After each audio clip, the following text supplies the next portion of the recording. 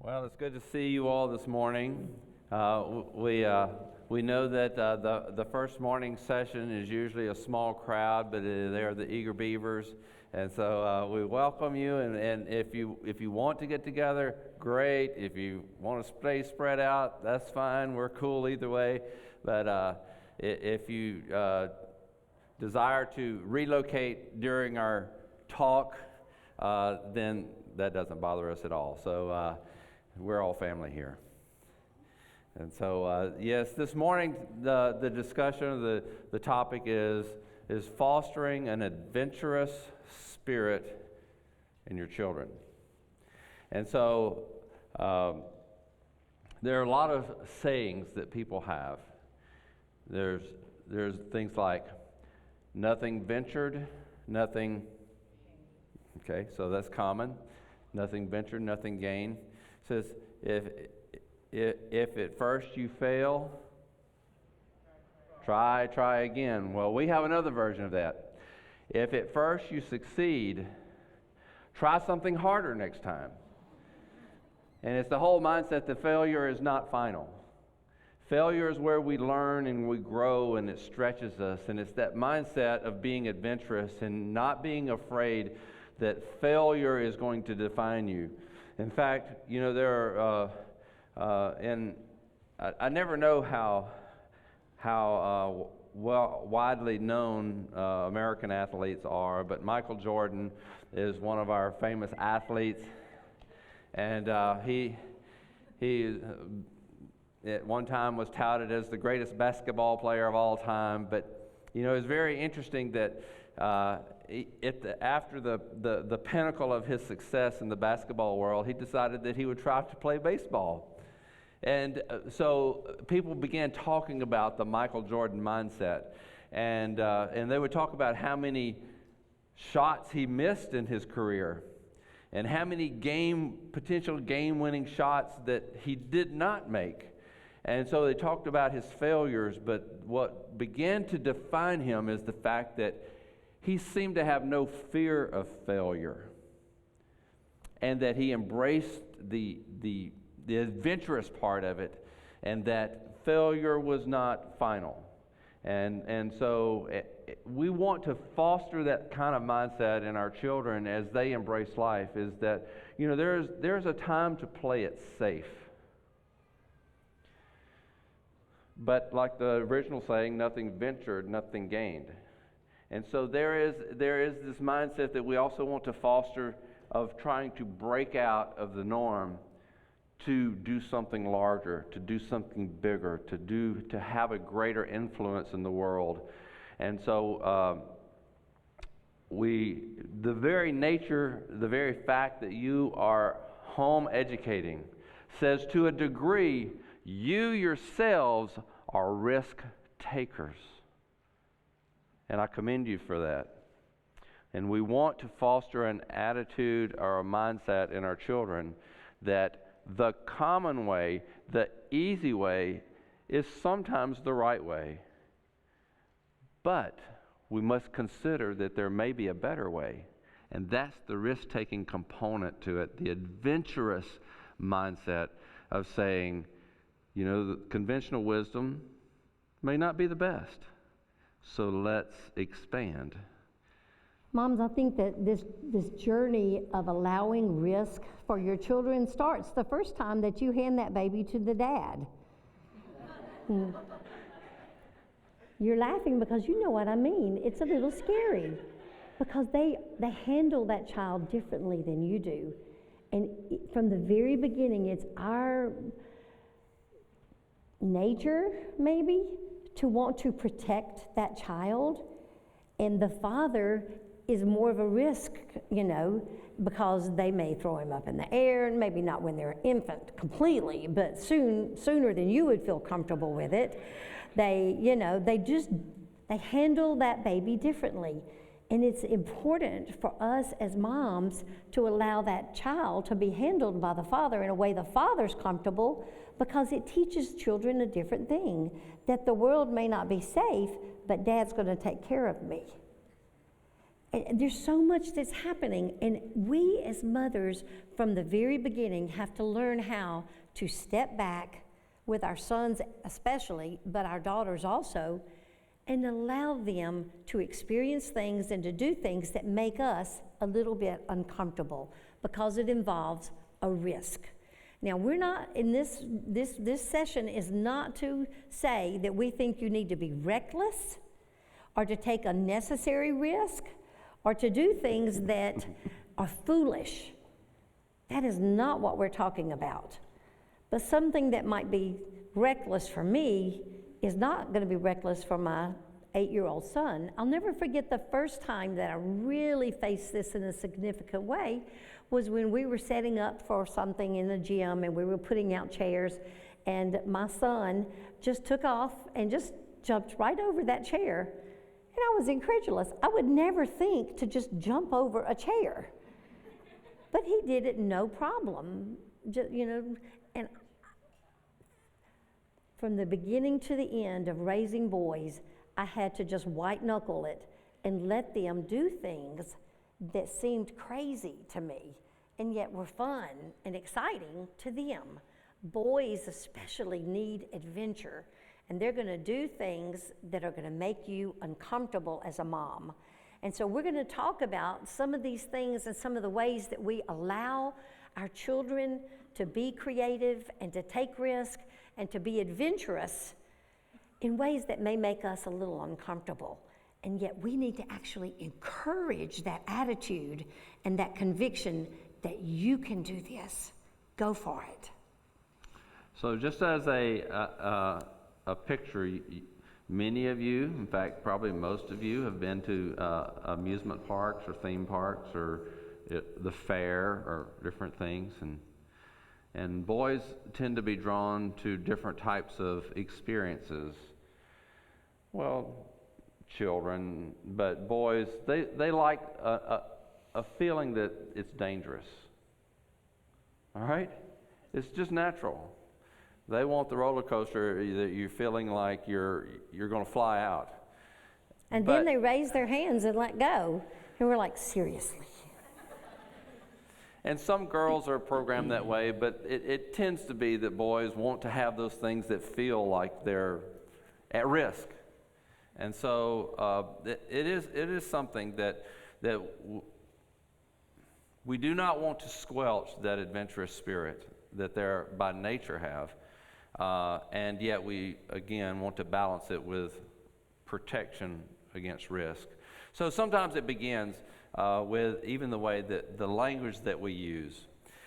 On Tuesday mornings during the summer months, we have a swimming pool at our house, and Jan has an event called the Mom and Me Swim, where moms can bring their small children and they swim, and the mothers have a chance to interact around the pool, and yet it's a safe environment for the children to swim. And quite often, Jan will notice that the mothers will cry out across the pool when a child is getting ready to jump in or something, "Be careful, be careful." And she often has to pull the mother aside and say, "You know, your little boy, he didn't want to be careful. He wants to jump big. Let me see your best jump." So even as simple as saying, "You're so brave when you jumped in," rather than "be careful." And so we do want to train them to be wise, but we also want to train them to be big, to be bold, to be brave. You are so courageous. And we have to train ourselves to use those types of, that language that embodies, the aggressive pursuit of life. And so moms especially want to be nurturers, protectors. And so listen to yourselves. In my medical office, I have this nurse that is a very key employee to me. And she helps to order my day, take care of all of the details of my work, and she makes things happen. And she has a tendency to be a little negative. And so I have worked with her over the years on things that she would say to me. And her tendency is, in helping me be responsible, she'll say, don't forget to do this, don't forget to do that. I go, Mary, okay, I need you to say this differently, please. Says, say this in the positive. Please remember this. And that's very much more positive than don't forget to. And so just like that, you can train yourself to use different words that communicate the same interest and care, but also in a positive belief that your children are up to the task that are before them. We need to call out in our children those things that we desire, that we want to see. Like if you're on a walk and you're just out on a nature walk and you're trying to observe things and see things and do things, I know that our tendency is like that we want to stop them from doing things. That it's just what happens in us. And if you see your son that jumps up and then turns around to help his little sister up, instead of saying, we need to say, what a big man you are. Look at you. You're going to be, when you're the daddy, I can see you're going to make such a good husband by learning to help your sister and by being careful with her. And you are so strong. Look at your muscles. And you can just see those boys puff up and get bigger right in front of your eyes because they're so brave and strong and helpful. And wow, I can't believe you jumped all the way up there. How did you reach that? And we want to call out courage and strength and honor in those children, in the small things that they're doing. If they jump down from a rock, instead of saying, you can fall, to say, wow, look how strong you are. Look how big you jumped. And later, they're going to do bigger things. The little things become big things. And as you call out in them strength and manhood and honor, you know, it gets a little scarier the bigger they jump. When our son jumped off a cliff into the ocean, and he showed me the video that someone took, I was pretty terrified. But I looked up and I said, wow, I can't believe you did that. You were so brave and strong.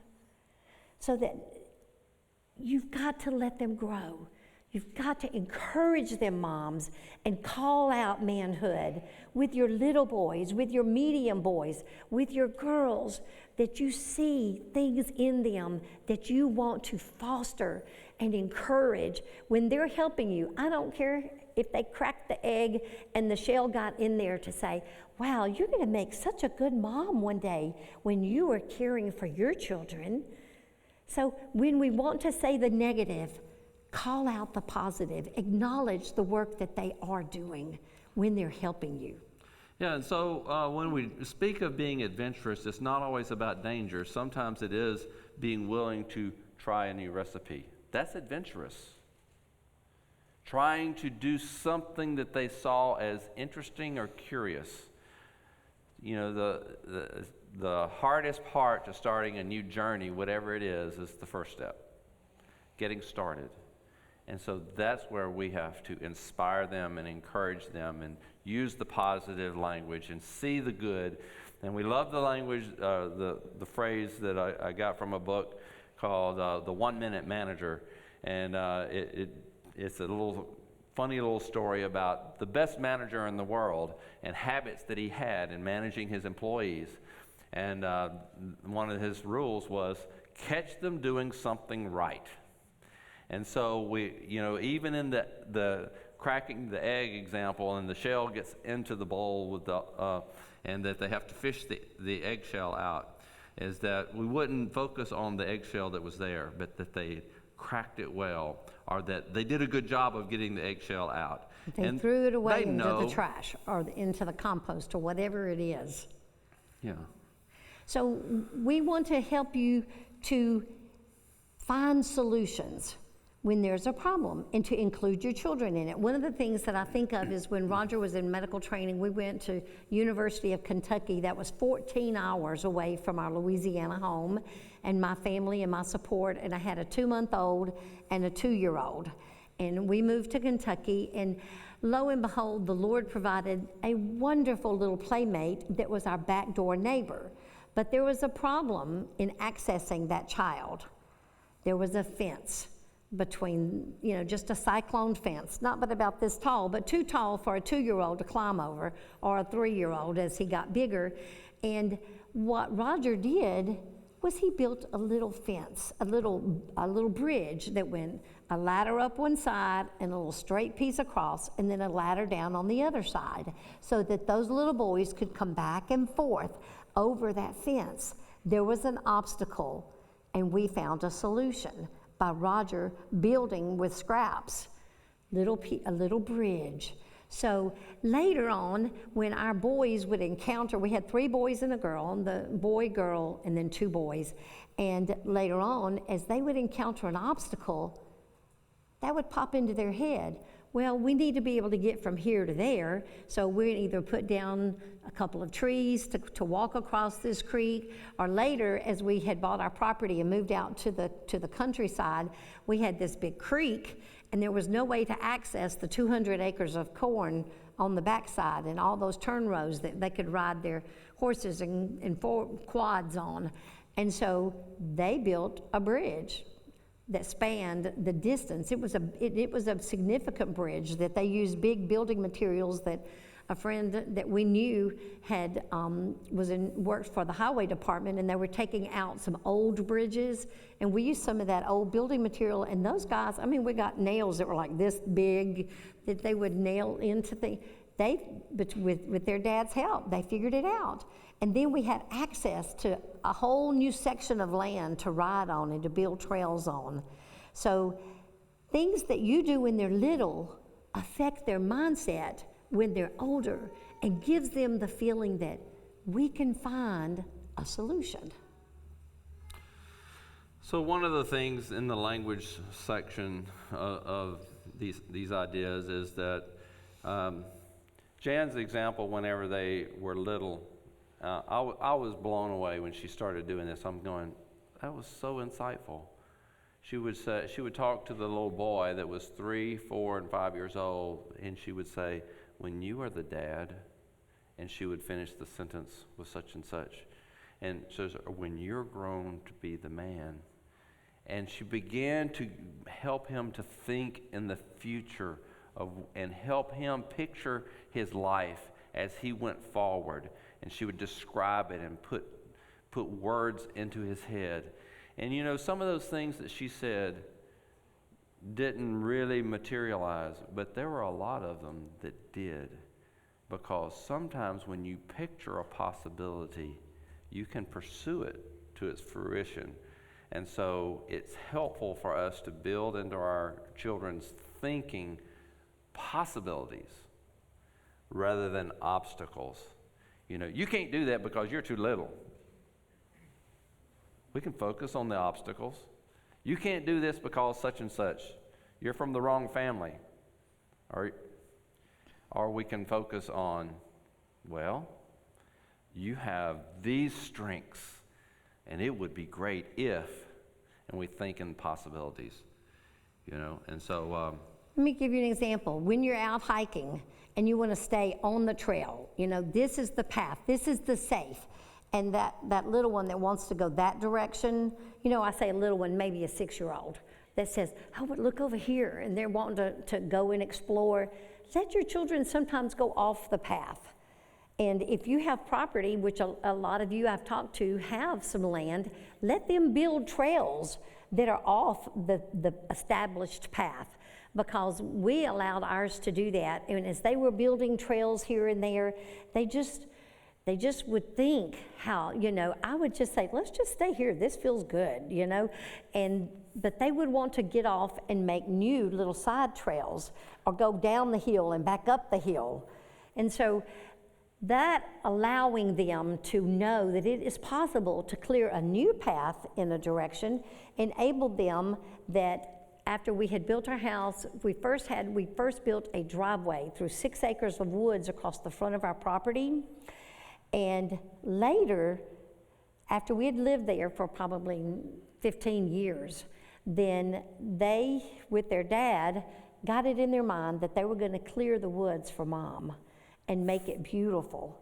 And they started a project of clearing away all the underbrush. You couldn't see outside the driveway. There was maybe one mower width on either side that you could go through this little section of woods. And they began to go out from the edge and to clear all the underbrush, leaving the big trees. And this became their college years project, that they cleared the woods. And it was a pretty massive project, but they did it, and they would come home on the holidays, and they would have their machetes and hatchets and, you know, saws, and they would cut all this stuff. I have these beautiful fairyland woods now that you can walk through and the grandchildren can play in, that's very close and accessible to the house. You can still look back and see the house, but these woods are accessible because of allowing that child to get off the trail and realize, oh, we could clear this and it makes a path. Mm-hmm. So they began to think, we could clear these woods for Mom, and it's one of the greatest gifts they've ever given me, is the years they spent clearing the woods. In that example, we're kind of getting our talk out of order, but that's okay. One of the things in this example of them clearing the woods or any little project, we tried not to give them strict instructions of how to get it done, because one thing that was of value to us was creativity. And sometimes they come up with a better solution than we do, how to get something done. We can say, this is what we want to accomplish. How would you go about it? Like in the clearing of the woods, they did it vastly different than I would approach it. In fact, I stood there watching them doing it, and I was going to go, how do you think of that? And your children have within them the capacity to analyze a situation and come up with a solution that is sometimes better than your own. And yet, you know, we were there to guide and to instruct, and certainly to teach them how to use tools. But you're going to find as your children go forward that they're going to outgrow you. And that's good. And so they went about this particular project in a different way than I would have, that in many ways was more efficient and a little bit less careful. Yes, like, you know, they had the tractor and they had the chains and they had machetes and things, but as they would make a big pile and wrap the chain around it to drag to the back burn pile, because we weren't going to burn in the woods, then there might be two guys balanced on the top of it, sledding it, you know, as it goes by, and I'm like, oh, they're going to fall, it's going to, again, let them have fun while they're doing things, because what they think is fun is probably a little bit dangerous. Yeah. So let them have their elements of fun as they do projects. And, you know, that child, that young one that was always just pushing the envelope. I remember one time I got a phone call when we lived in town. We lived like right in the middle of town. And it was really nice because we were half a block from Roger's medical office at that time. And so we had easy access during the day. And so sometimes we would walk down there, and his office was on the little main street of picture a town of about 3,000 to 5,000 people. Okay, so it had that one little main street, but there were shops up and down the street, and our child at this time was about 2.5. And one time I got a call from the insurance agency that was on that main street, and they said, don't worry, we have Rodney. And I'm like, oh my goodness. I said, how long has he been there? He just showed up, and he had his wagon and his dog, and he had his daddy's boots and a diaper. And he had managed to walk down the street. Now, granted, this didn't take long because we weren't far from there, but it was embarrassing. And she said, he's fine, he's sitting here eating a candy bar. And I thought, and he'll be back tomorrow. And I remember making the statement, that, oh my goodness, one day this kid's gonna bike across France, you know? And that statement kind of lodged in the back of my children's mind. The older kids, they thought that sounded really fun. And do you know that when our daughter, through a series of events, you know, she did some international travel to in England with her college, you know, how you do an abroad semester. She did that and ended up going to Florence, and she saw these beautiful journals that she wanted to make, and because she's a writer. And she just had that in her mind that one day she would love to go back to Florence and intern with this company that made and sold these gorgeous journals, these leather-bound journals with very nice paper. So she found a way through a company called Woofing. Have you ever heard of Woofing? Worldwide Opportunities in Organic Farming. Well, I had certainly never heard of that either, but she had this young yuppie generation in their 20s that travel the world, and they go and they work on one of these farms for board and for food, and they work for 4 to 6 hours a day. Well, she was going to go do this and learn Italian, because you had to speak Italian to intern with this company that made these journals. And she had already started her making journals and learning about it. And so we were a little nervous about that, and we decided that maybe her big brother should go with her. Actually, it was Roger's idea that they take a transatlantic cruise, what they call a repositioning cruise. They're trying to move their cruise ships from the Gulf of Mexico, which is, the Caribbean, that in certain seasons of the year they move some of their ships over to the Mediterranean. It takes them a couple of weeks to get the ship over there, and they try to sell very cheap cruise tickets. They're one way. And so I said, I've heard that those are pretty cheap, and it's going the direction you want to go at the time of year. So and Emily was taking bags of leather, and she was planning to go and stay for a while. So she was planning to be there for a year or more. So she was really moving. She wasn't just going for a holiday. And so I said, you should probably check into this cruise transportation. You're not in a hurry to get there. And so she called back and said, "You were right, Dad. It was half the price of an airline ticket." I said, cruises usually sell by the room, not by the person. I said, you better call back and see if you had to buy 2 tickets. She did. She found out she had to buy 2 tickets, but before she called me back to tell me that she was going to have to buy 2 tickets, she called her brother. Says, "I've got to buy 2 tickets. Would you go with me?" And so we felt better about that because he was her protector. She was going to an uncertain situation where there was unknown risk to us. And we are about risk management. Adventure, but risk management.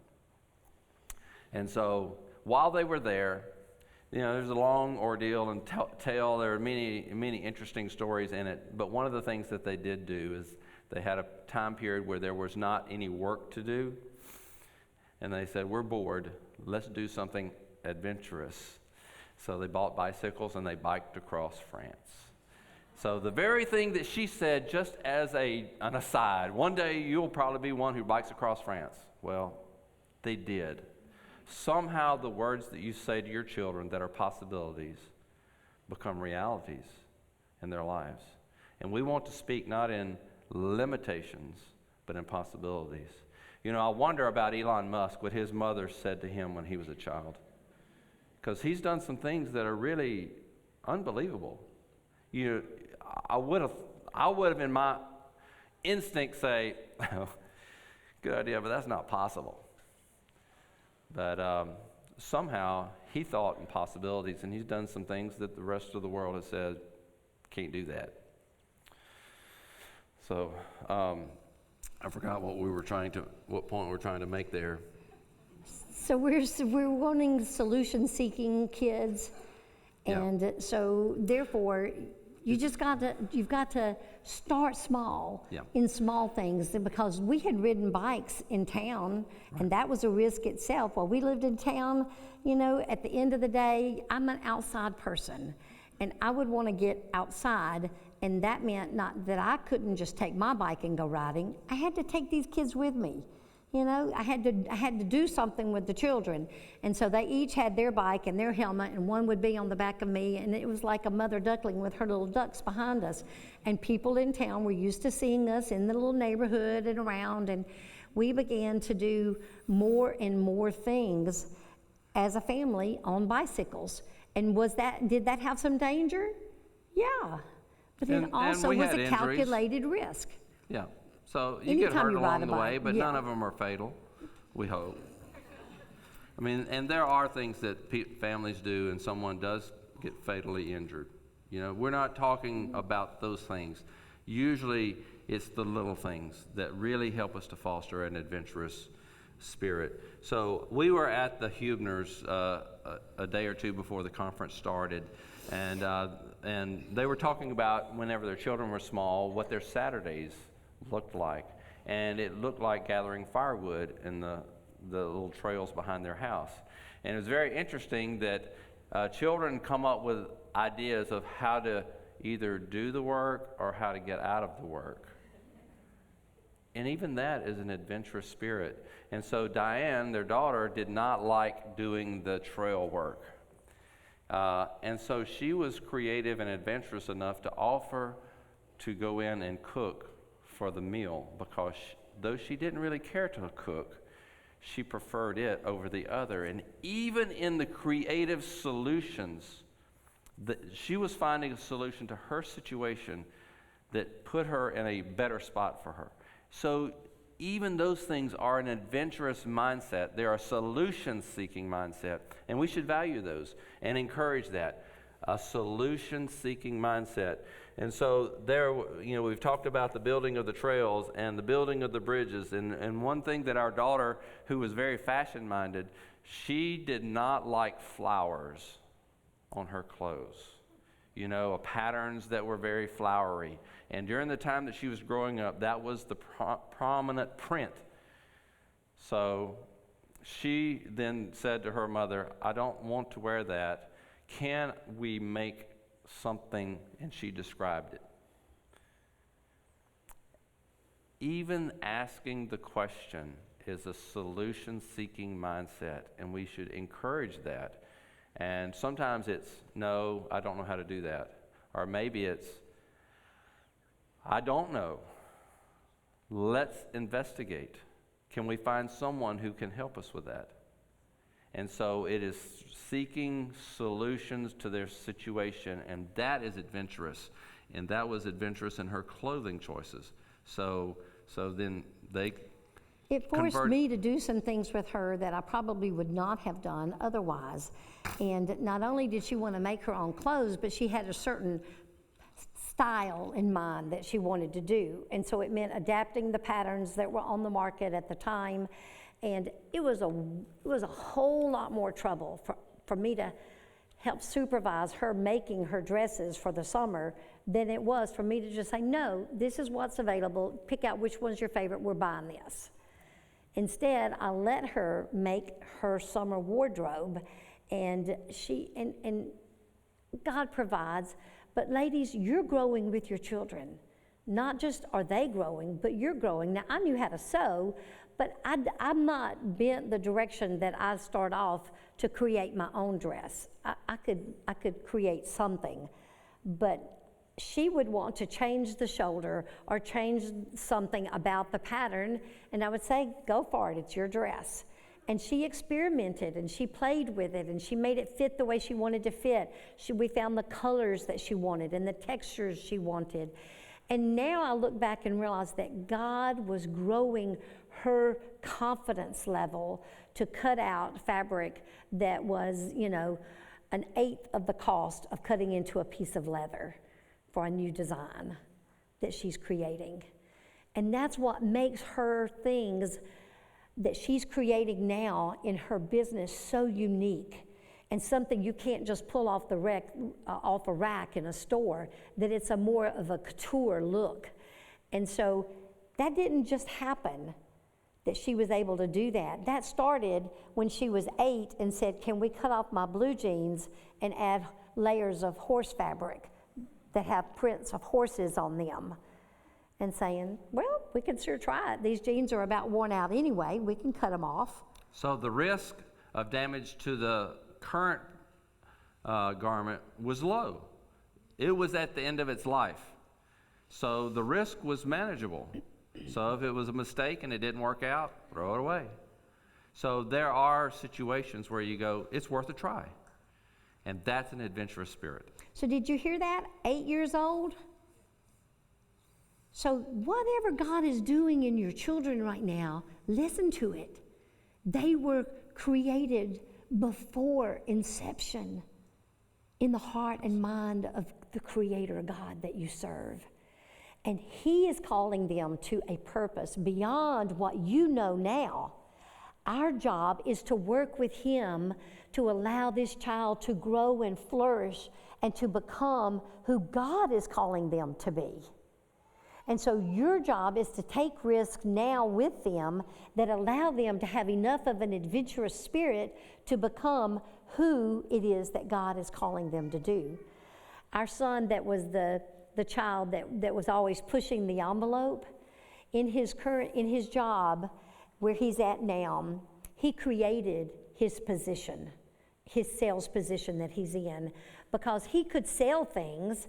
But remember, he has that visual discrepancy problem in his brain that causes a lot of numbers and facts and figures on a page to get scrambled. So he's learned to remember most of what he has to remember. And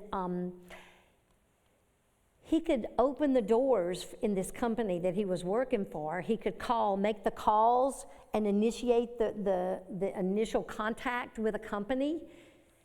But he was having trouble managing on the back end all the details and the actual structure of the final sale. And he was talking to some of his workers that did the same job that he did, and found out that some of the people that were doing the same job had the same reaction to the front end of making those initial calls, that it was hard for them to do the cold calls. And he thought that was easy, but they loved doing the backside.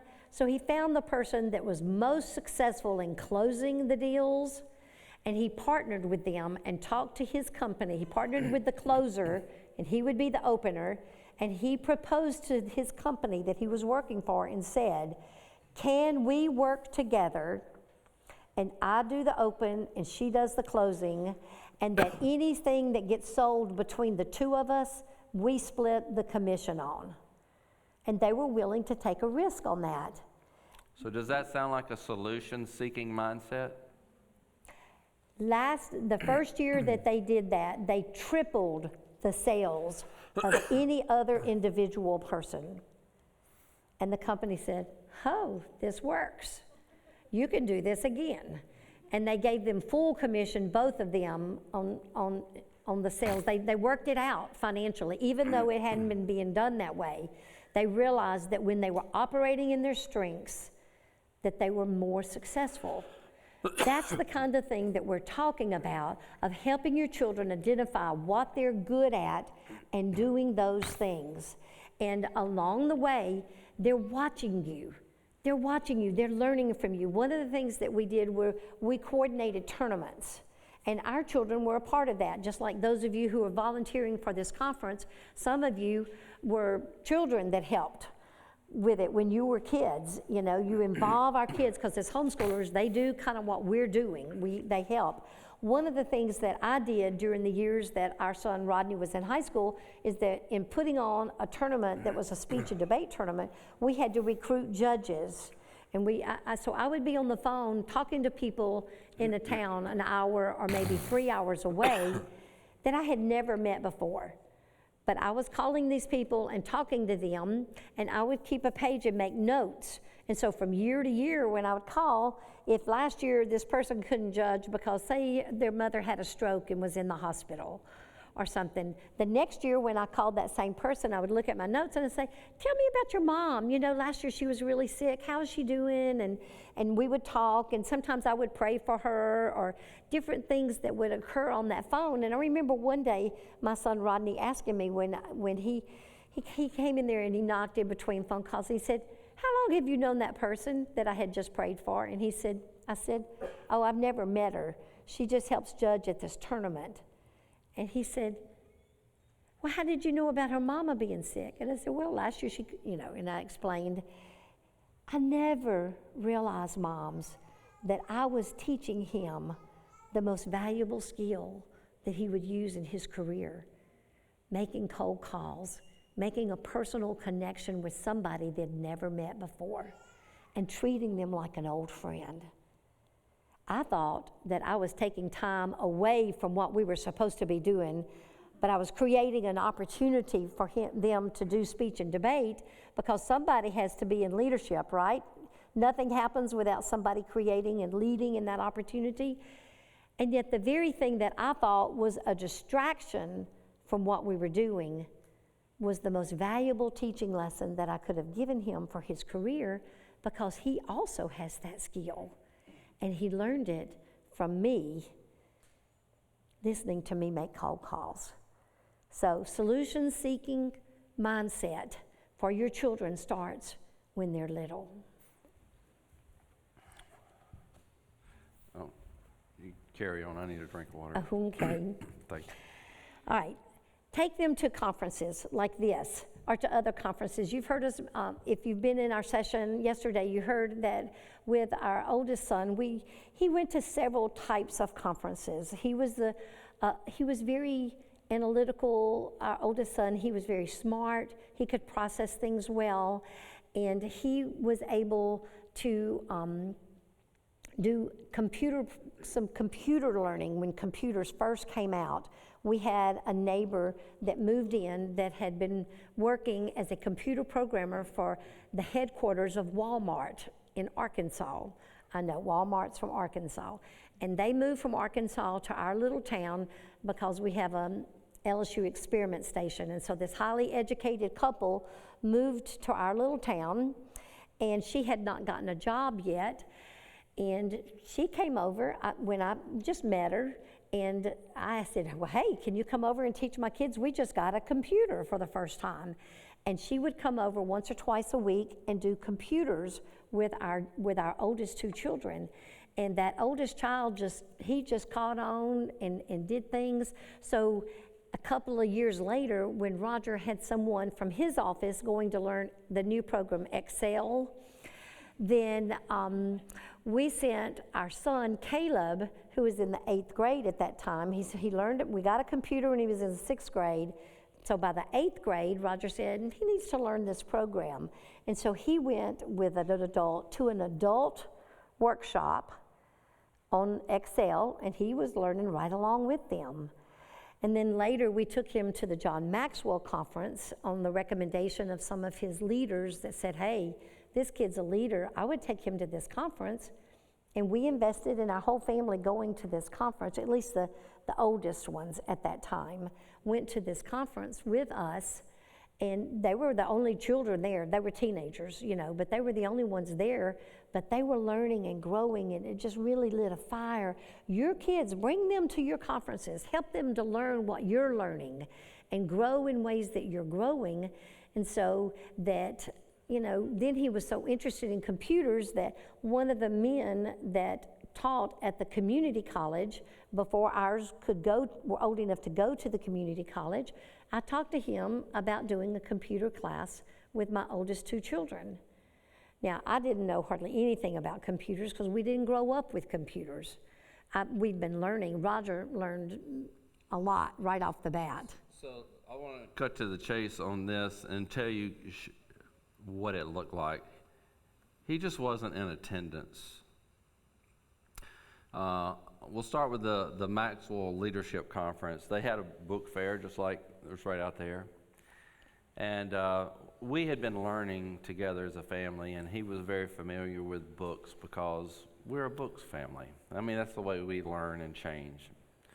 And so we would go to the vendor hall and between sessions, and I would watch him.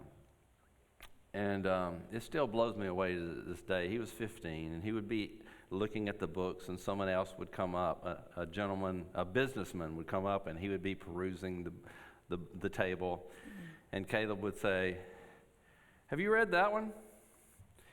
And he would start, you would think that he was the salesman of the thing, because he was sharing his learning with the next guy.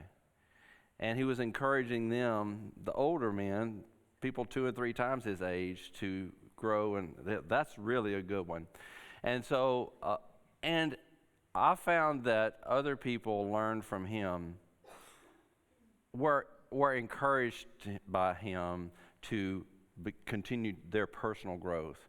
And then we ventured into the real estate market because I wanted them to learn real estate skills. And 2, I also thought our son needed a passive income model because of what he wanted to do with his life.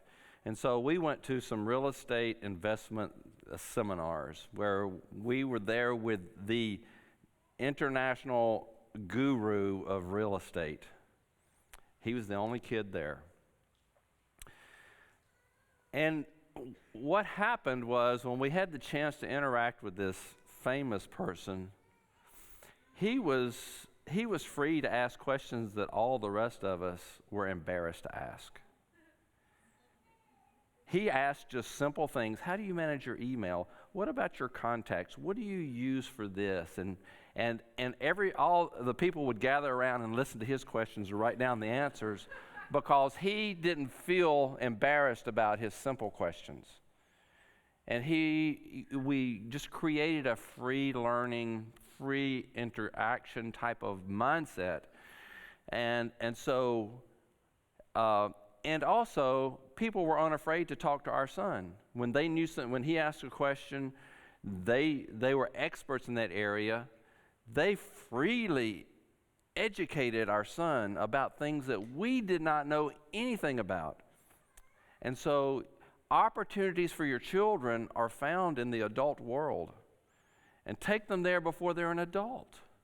So there are opportunities. It may be taking your son or your daughter on an expedition of some sort. Maybe it's a fishing trip, and maybe it's a afternoon fishing trip with your buddies. And that it's a okay situation. It's not something they're going to be exposed to things you do not want them to know about, but you want them to be exposed to people that are professionals in their realm. And Carlos and Angela, what's their last name? Weeb. We toured their manufacturing plant, and so their children have the opportunity to grow from their employees, because their employees are very specialized in their machine work, and so they can see what they do and interact with people that can share their professional knowledge. There are situations in your current world that you're operating in that your children can benefit from the professional knowledge of your associates and your friends.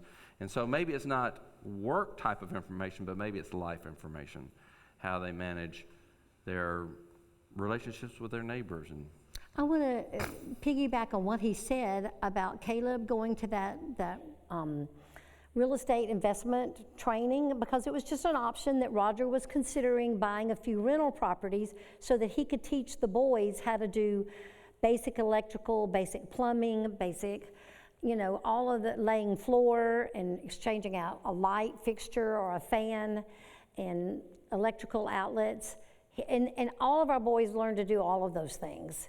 And they all now are homeowners, and our daughter learned as well, because it was an adventurous thing. To do that for a boy, that's adventurous. To take them in and say, okay, this is the floor, and I want you to let's figure out how we're going to lay this tile, and how you're going to approach it, where you're going to start, and making those calculations and doing those figures that create ways for your kids to have real work learning opportunities. And so what does that look like as a 38-year-old? So he now has 3 houses in Austin, Texas. And Austin, Texas is the most expensive real estate outside of New York and California and San Francisco. That Austin, Texas, the values there are 2 and 3 times anywhere else in the United States. And the way he did that is that he had bought right out of college, when he had his first job in a neighboring city, he bought a little triplex. And he lived in one, and the other 2 people paid the note. And he kept that long enough to where he had enough equity in it that when it sold, and he was married and living in Austin, Texas, that he then bought, they had already bought a home, he and his wife, and he used the equity in that first purchase to put down on 2 other houses. So now they have 2 rental properties that pay their house note in their own house that they live in. And so we didn't know what that was going to look like. You know, he's not a real estate magnate. He's not super wealthy, but he's a successful, profitable young man providing for his 3 little boys and his wife to be able to stay at home and work without having to work. So God takes what you're doing as you journey along. If you take your children with you, and they take little risk and they make bigger and bigger risk.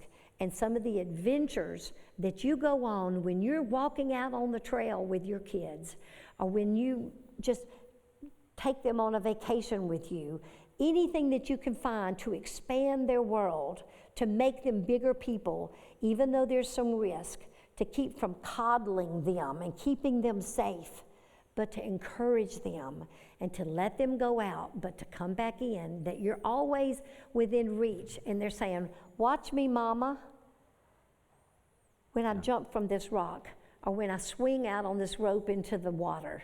That whatever it is that they're doing, they can do that safely with you watching and encouraging and cheerleading for them, they're going to be much more likely to take risk and have adventures that are the kinds of things we call success in life, if they've had that opportunity under your tutelage when they're young.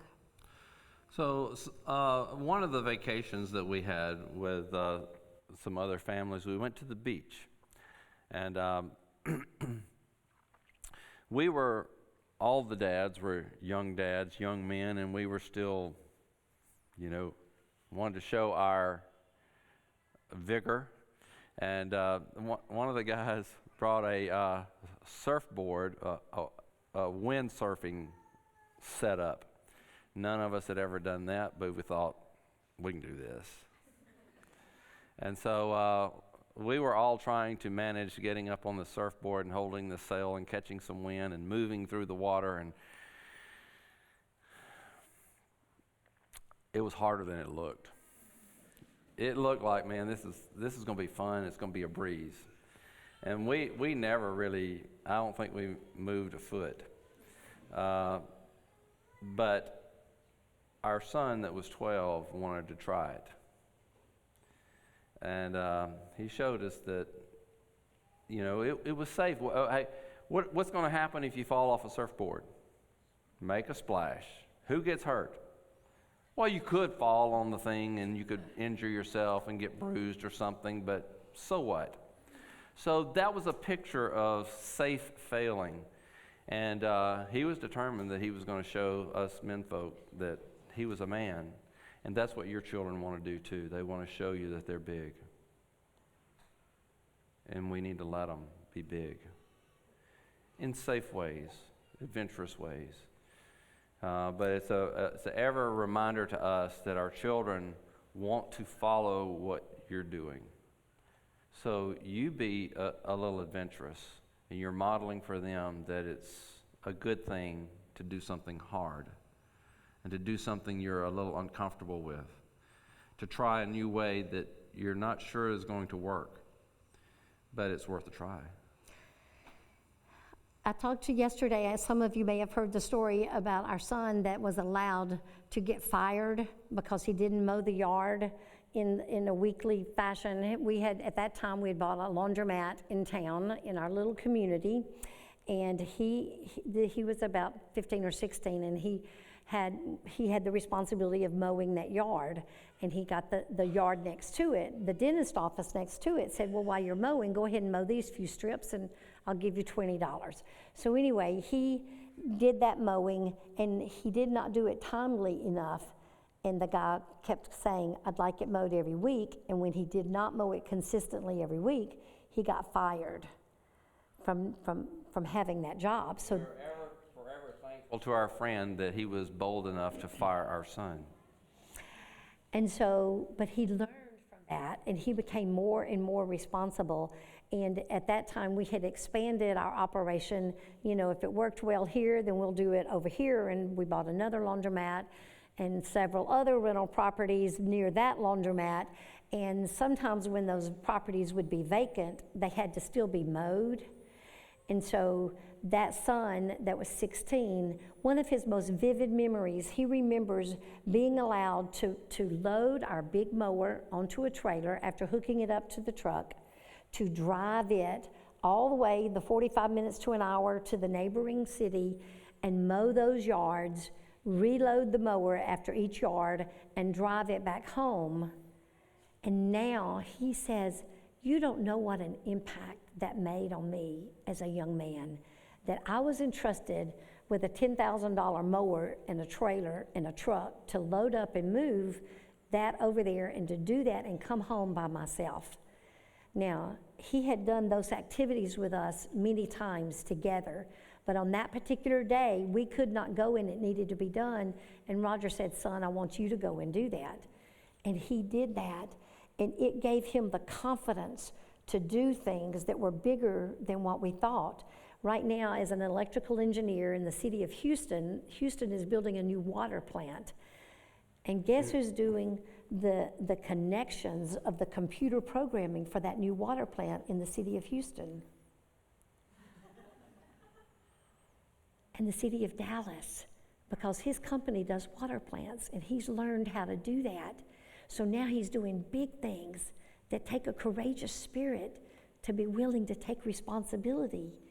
And so know that the little things that you're doing with your children, they build.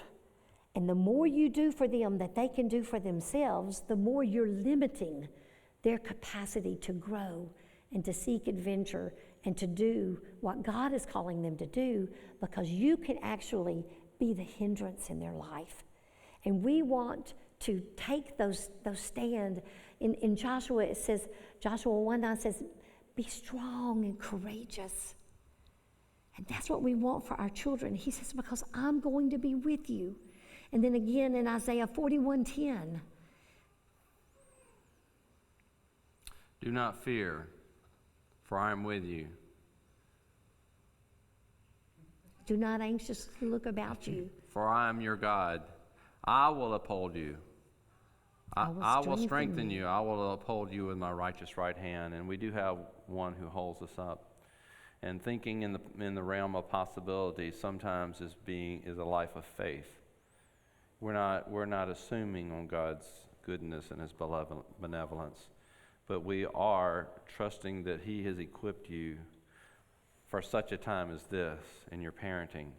And you may look at our children in the finished product and go, that's impossible for our family. We would have said the same thing, because all we could see was them learning to tie their shoes and make clothing choices. It starts with the small things. So the small things that you're facing today lead to bigger things. But they're important today. And an adventurous spirit begins with the mindset, the language, and just some simple habits. Are you willing to try something new? And you can inspire your children and enable your children to take bold steps that to you look small, but to them, the first time they do it, it's pretty scary. And you can give them strength and courage to be adventurous in life. And so we do want to model it for them and use the language for it. And sometimes hold back our words of caution. You know, we want to guide them, but we don't want to overprotect. So sometimes we have to be like the eagle and push the baby out of the nest. And know that whenever they're tumbling and they hadn't quite figured out how to stretch out their wings, that the mother eagle swoops down and catches them on her back and carries them back up to the nest and pushes them out again. And so it's a scary thing. You're Nothing making ventured, a good start by nothing ventured, homeschooling. nothing gained. So have an adventurous spirit and enjoy the journey. It is a journey. Blessings.